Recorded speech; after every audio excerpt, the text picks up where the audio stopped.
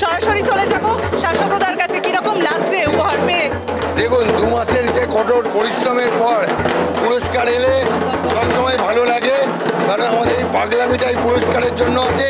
এবং এই যে মানুষের বিশাল ঢল আপনারা দেখতে নেমেছেন, এই দুটো জিনিসের জন্য এই বয়সে এসেও আমরা পুজোর পাগলামিটা করি, ফলে পুরস্কার পেলে উৎসাহ বাড়ে।